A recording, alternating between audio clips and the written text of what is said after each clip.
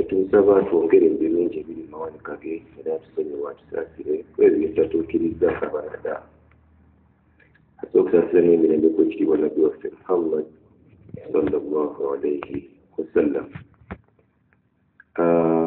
Twalabye olugendo lwa nabbi sallallahu alayhi wasallam ng'asitudde okuva e Madiina ayagala okugenda e Makka okukola umra olw'okubanga ye ne banne abasiraamu baali bamaze ebbanga ddene nga baludde okugendako ku nnyumba ya Mungu okugirambulako nga balina ne maswaliha endala bo ng'abantu naddala bamuhajiruuna abaava e Madiina abaava e Makka ebbanga baali bamaze ddene nga bawulira ekiwubaalo okuddako eka myaka 6 giba mingi okulaba ku bantu baabwe nibo abaali batakiramuse n'okulaba ku maali yaabwe ebintu ebyali baali baleseeyo.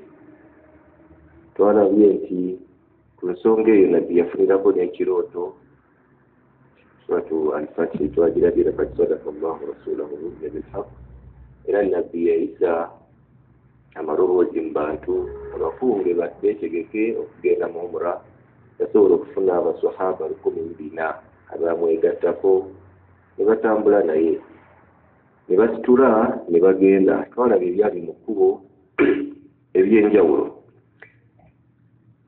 Khalid bw'amala basalako nga bwe twalabye ku salatu al-asr dhuhri ne asr n'abalemesa okweyongerayo ekiro ekyo baakimalaawo enkuba n'etonnya nnyingi ku makya baba baagala okusitula nabbi sallallahu alaihi wasallam alinnya ensolo ye olekere ensolo n'egaana okutambula. Ensolo ye bw'egaana okutambula n'eddawo n'etuula. Nabbi sallallahu alaihi wasallam yategeera nti mulimu obubaka mu nsolo ye okugaana okutambula kubanga ensolo eyo yalinga mahmuura yalina ebiragiro kwetambulira. Mu mbeera eyo basahaba bamugamba tujja genda ne nabbi yalina omutima ogugenda kubanga n'enniya baagikoze dda naye oleda awulidde nti abakuraishi bamaliridde obutamukkiriza. Abakuraishi bwe balaba nga abasiraamu bamaliridde balina okuyingira ate bangi bafunamu okutya ne bagamba abasajja tubakkirize oba tubaleke. Babatumira abatume oyinza bayita delegation. Batumira nabbi sallallahu alaihi wasallam delegation basooka ne batuma omusajja gwe bayita Budayl ibn Warqa ava mu sayidi y'Abakuraishi. Budayl ibn Warqa ajjeewa nabbi sallallahu alaihi wasallam amutuuseeko message y'Abakuraishi amugamba Muhammad amawulire genzijja e Makka Abakuraishi bonna atebeetemyemu bagambye teri ajja kukkiriza kuyingira kibuga kyabwe n'olwekyo kookola otya tojja kuyingira wandibadde oddayo si beetegefu okukkiriza. Nabbi sallallahu alaihi wasallam yayogera ne Budayl n'amugamba Budayl nga bw'otulaba wano olaba tulina ebyokulwanyisa bye tuzze nabyo byonna tuzze lwa ddembe otuleke tukole umura yaffe ennaku ntono tubaviire zaayo amawulire gaffe mu Bakuraishi obategeeza ensonga yaffe tuzze lwa mirembe. Budayl ajjayo ewa Abu Sufyan ne bakungu banne abategeeza ensonga ya nabbi abagamba nti ng'amazima abasiraamu mbalabye naye tebalina sayini eraga nti bazze kulwana kubanga jjukira balina tayi bambadde ne kiraani bali mu mizizo kati ate kiraani togenda zirwanira. Abasiraamu mbalabye sayini zonna ziraga tebazze kulwana ebyokulwanyisa bye balina si bye ebyamaanyi ebiri awo balina butalabu n'obwamutambuze. Mwandibalese Budayl mwandibalese ne bakola emikolo gyabwe ne baddayo. Abakuraishi baagaana n'ebigambo bya delegate baabwe gwe baatumye baabigoba ne basindika ow'okubiri bamuyita bamuyita Urwa ibn Mas'ud era kuva mu saidi y'Abakuraishi.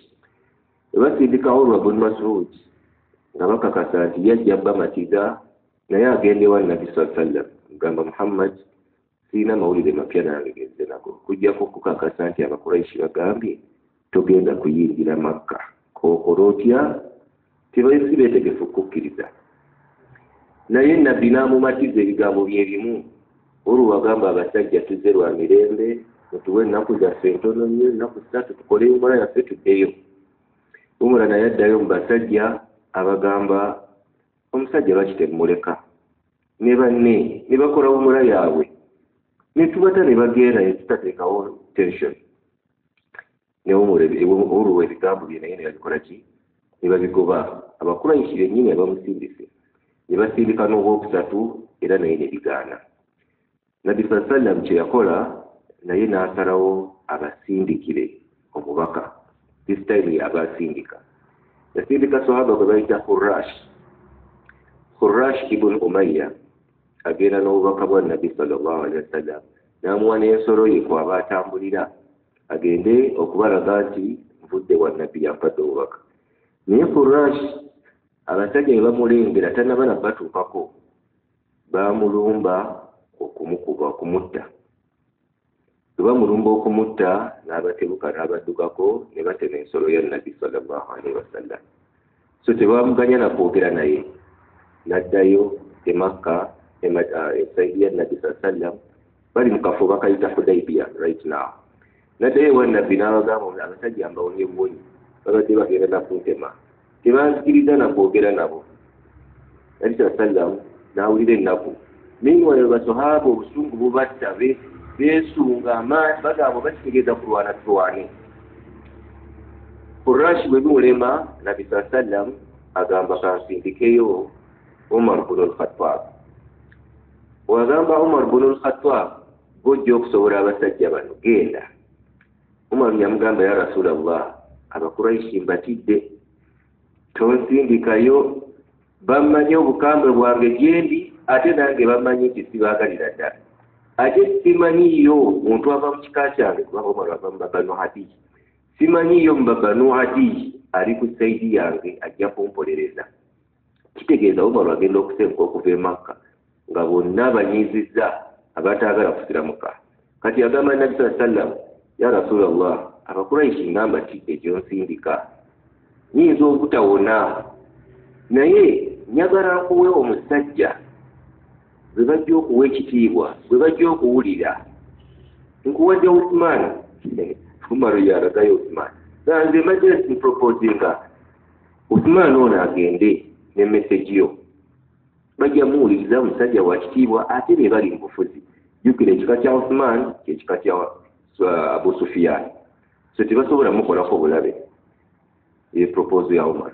Nabi sallallahu alaihi wasallam yawuliriza ekigambo kya Umar n'akitwala n'ayita Uthman n'amugamba Uthman gende wa Abu Sufyan ne basajja banne obagambe tuzze bwetuti kola umura batuleke tuddeyo. Uthman ibn Affan yali musajja wa kitiibwa yali mugagga yali ava mu kika kya Bey ate ava mu kika kya Abu Sufyan tebasobola mukolako bulabe nga Umar bw'agambye. Yali proposal ntuufu. Uthman bw'agenda mu basajja bamwaniriza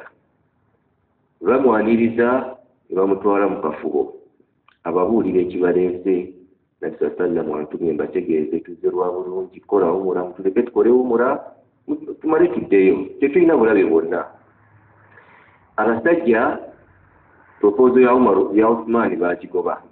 Bamugamba Uthman gwoba oyagala okukola umura tujja kuleka weetoole Kaaba okole emikolo gyo omale ogende naye Muhammad n'abalala teri gwe tukkiriza. Uthman abagamba nze nga nkola ntya umura nga Nabbi wange mumuganye sisobola kwetoola Kaaba. Mba muganye nange munteke nzireyo. Bakwata Uthman ne babeera naye ennaku eziwera. Tafsiri riwaya teziraga nnaku mmeka naye bamukwata akabanga kawanvuko. Tebamuta ate tebamukola ki takomawo wa Nabbi ate abasiraamu tebamanyi kigenda mu maaso. Amawulire ne gayitingana eno mu basiraamu nti Uthman bamuse. gegava Allahu a'lam negatuuka mu kampu y'abasiraamu nti Uthman bakoze ki bamusse bwe gatuuka ku basiraamu nti Uthman bamusse baali tebamusse naye nga bakyegaayamu abasiraamu bana balemeddeko tubakole ki bwe gatuuka mu basiraamu nti Uthman bamusse ne beeyongera okukyankalana n'okucwacwana n'okuwera ya Rasulallah okuba kitegeeza kulwana kati kutulwanire ddala oba kufa tufe naye nga tulina okugenda tununule Uthman mulamu oba mufu. Nabbi sallallahu alaihi wasallam naye amawulire yagatwala nti Uthman bamusse era gaamuyisa bubi yayita basahaba bajje bamuwulire kye bayita albaya bakola kye bayita bayatu ridwan. Bayatu ridwan olwo lwe luwerera kubanga tupe alifes kubanga kuwa nabbi bweyamu nti kyosalawo kye tugenda okukola. Nabbi abaga eyo bayatu ridwan ensonga enkulu yalimu kufa na kuwona kugenda kutaasa Uthman oba kitegeeza kututta ffenna batutte naye nga tutaasizza omusiraamu akola ki wadde omu. Era Nabbi sallam yateekangawo omukono gwe abasajja buli musajja najja n'akubamu mu kibatu kye ekya right oli yajjanga n'akubamu mu kibatu kye n'amuwerera ya Rasulallah as-sam'u wat-ta'a kyonna kyotulagira tuli beetegefu okugonda naye kuba kulwana tujja kulwana. Abakyala bo baayogera bwogezi tebamukwata mu ngalo. Allah subhanahu wa ta'ala ali eyo bayatu ridwan agyogerako bwe bagenda simanyi eri mu suratu al-Ahzab eno naye bwe bagenda okuwera suratu al-Fatiha ng'evuddewo aya ya 18 ndowooza. Allah agamba billahi minash shaitanir rajim suratu al-Fatiha ya Ahzab waliwo alabiyewo suratu al-Fatiha aya ya 18 ani agisomera. Allah agamba billahi minash shaitanir rajim لقد رضي الله عن المؤمنين إذ يبايعونك تحت الشجرة. الله يسيما omwoyo n'omutima abasiraamu gwe baayoleza mu kwegatta ku nabbi ne bamalira obutamuvaamu bwe baali mu kaseera awo wansi w'omuti egye bayise bayatu ridwan iz yubayi'unaka tahta ash-shajara wansi w'omuti nabbi we yali atudde buli sahaba we yajjanga n'awera ya Rasulallah tuli beetegefu okugondera ku kyonna ky'otulagira okuba kulwana tujja kulwana. iz yubayi'unaka tahta ash-shajara فعلم ما في قلوبهم فأنزل السكينة عليهم وأثابهم فتحا قريبا. بناركم ويبنا بجا لغوير النبي صلى الله عليه وسلم okujjako omusajja omu yagaana okujja okuva mu kampu y'abasiraamu yagaana okujja wa Nabbi sallallahu alaihi wasallam. Omusajja baali bamuyita Al-Jidd ibn Qais. Al-Jidd ibn Qais yali omu ku bannanfuusa abaali basobye ne Nabbi sallallahu alaihi wasallam. Yali munaafiq, yali musajja wa ssente nga yeemanye ssente wa bbeeyi era n'eŋŋamiya ye gye yali azze nayo teyali za bulijjo eye yali myufu ani yali ku ŋŋamiya myufu so n'okumanya yali wa ssente eŋŋamiya ye yali myufu nga terabwangako tettera kulabwalamu. Kati baswaba bwe bajja okuwera ye yagaana yeekweka mu ŋŋamiya ye nalooza Nabbi tamulaba. Baswaba bamugamba naawe genda ewa Nabbi owere kyetugendako agaana sirina bwetaavu kugenda wa Muhammad nga mpera biki nga nze ngenda okulwana yazze kuwumula teyagenda mu kuwera. So omusajja omu ku 104 ye yekka ataawera. So aya eyo aya ya 18 Allah abadde atulaga bayatu ridwan eyo baya bagiyita bayatu ridwan. Abasahaba bonna abaali mu baya eyo Allah yabasiima yabasonyiwa era nebyo tuligendeyo mu maaso teri sahaba yali mwabo 104 Allah bagenda kubonereza yabasiima n'abasonyiwa bye basooka ne basembayo kola. Nabbi sallallahu alaihi wasallam bamala okuwera bwe batyo bagenda okulaba nga Uthman akomawo. Oluvannyuma lw'ennaku Uthman akomawo nga talina kisago kyonna. Baswaba ne bakkakkana abaali bamaze okuwera nti tugenda kulwana kutaasa Uthman. Uthman bamulengera akomawo nabbi agamba amubuuza Uthman kikiigo oluddeyo ya abasajja yadde bankutte twogerezeganya naye era enteesa naye temufuddeemu kalungi bagambye teri kugenda Makka tuddeyo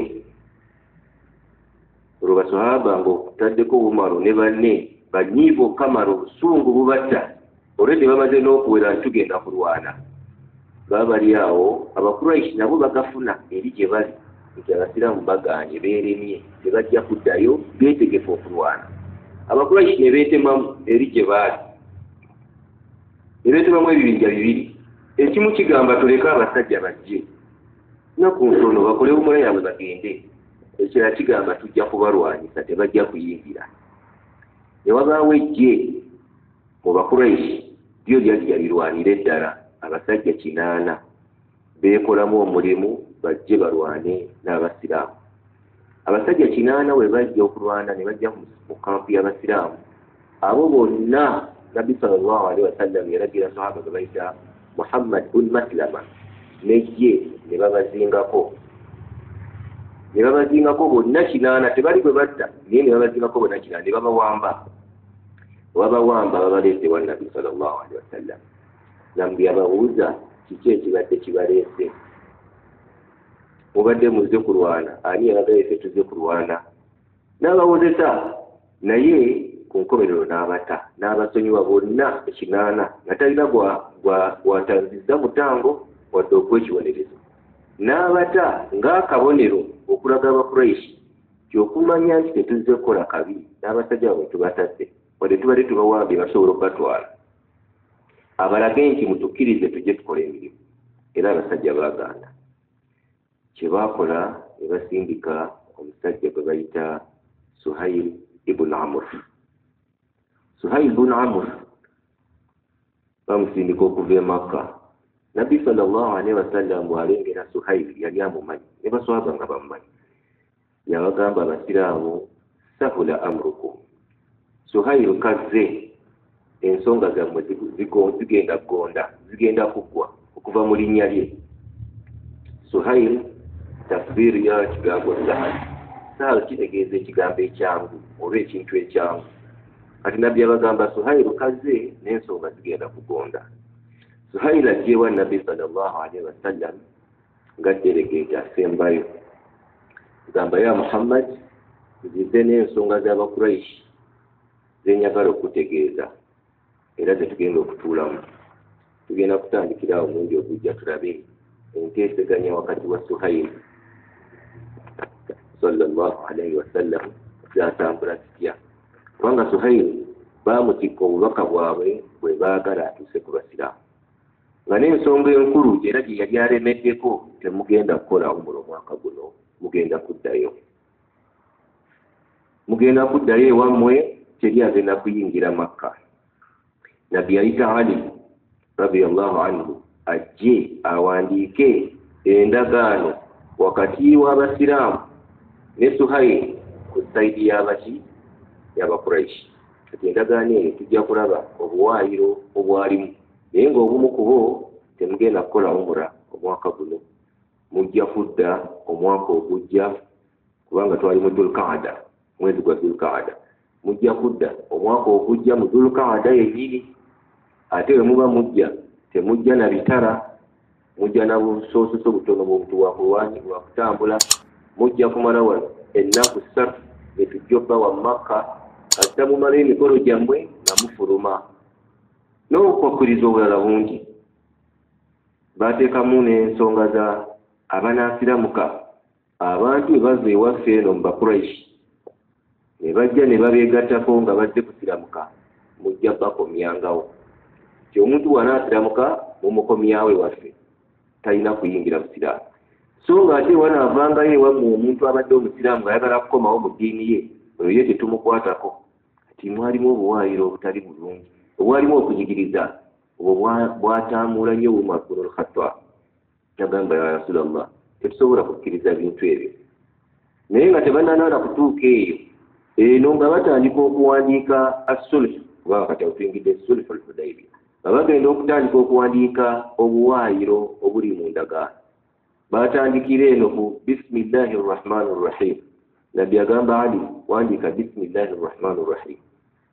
Suhaili amugamba ebyo tetubimanyi, nze sibimanyi ebya bismillahir rahmanir rahim, ogenda kuwandiika bismika rahma oba bitabe bigamba bismika Allahumma. Towandiika bismillahir rahmanir rahim, fi rahmanir rahim tetumumanyi, wandiika bismika rahma. Basahaba jjukira bali wali agamba Allah ya rahmanir rahim, ogana otyo muwandiika. Suhaili agamba ate delegate bamutta mutume wadde yali mbali abakambwe nnyo, nabbi yali alina obba containinga nti mukakkane omusajja yazze ku represent n'abakuraishi. Ali n'asangula bismillahir rahmanir rahim, ewandiika bismika rahma. Bagenda akalayiri akokubiri, hadha ma salaha alayhi Muhammad Rasulullah sallam ma'a Suhail bin Amr.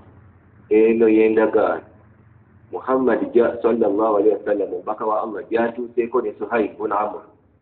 Suhail amugamba ekyo nedda kijjeemu, singa tubadde tukumanyi nti gw'oli Rasulullah twali tetukulwanyisa n'okugaana okujja. Teekako hadha ma salaha alayhi Muhammad bin Abdillah wa Suhail bin Amr. Eno yendagaano Muhammad gyatuuseeko, Muhammad mutabani wa Abdallah ne Suhail bin Amr mutabani wa Amr. N'ebigambo bingi bingi bingi. Bwe baatuukawo Ali yagamba kisobola kisangulawo, Rasulullah nze nkumanyi oli Rasulullah nga nkisangulawo ntya? Nabbi amugamba ndaga Rasulullah wekiri. Nabbi kaana ummiya, yali tasoma ate nga n'okuwandiika tawandiika. Ali amulaga kalayini Muhammad Rasulullah n'asangula ekigambo Rasulullah. Nagamba wandiika omusajja kyayagala. Mu ndagaano eyo nga bwe tujja okukubira nga tugimaliriza, tujja kulaba strategy ya Nabbi sallallahu alaihi wasallam nti si buli kiseera nti okozesa maanyi. Abaganda balina oluusi bagamba amaanyi tegalya, ate n'olugonvu bw'olujegere ge maanyi gaalo si bwe kiri. Nabbi sallam obuwaayiro bwonna nga bwe bwabuleeta, obulimu okulyaza amaanya n'obulimu okunyigiriza bwonna yabukkiriza. Naye ku nkomerero mpaka nga tebanabana kuva mu Hudaybiya yasanyusa abasiraamu n'abagamba musanyuke, Mungu atuwadde nasuru. Bonna nga beebuuza nasuru erirudda wa? Nga bwe tujja okukomekereza omulundi ogujja. So sulhul Hudaybiya egenda kuwandiikibwa mu kaseera ako wakati wa Nabbi sallallahu alaihi wasallam n'omutume gwe batumye Abakuraishi gwe bayita Suhail bin Amr. Suhail bin Amr ono ya sahaba yasiramuka oluvannyuma, tujja mulaba eri mu Fathu Makka, Nabbi ng'ayingidde Makka. Yasiramuka ate n'alongoosa obusiraamu bwe nnyo, n'eyo emirembe gya Umar radiyallahu anhu yali sahaba wa mutawaana wa mulembe nnyo. So wanaakitannaba kusiramuka, musajja akyali mu kalubo, yazze bebaweerezza okujja okuwandiika endagaano wakati w'abasiraamu n'Abakuraishi. Tugenda kukoma wano kussa Allah subhanahu wa ta'ala watuteekanya n'eby'okujja. سبحانك اللهم وبحمدك أشهد أن لا إله إلا أنت نستغفرك ونتوب إليك. Tugoitwade tusoma suratul Khawf aya taji baraze mujja kubikura ndoza suratul Nisa aya 12. Abagala okusoma suratul Khawf Allah ng'agiralika. Assalamu alaikum.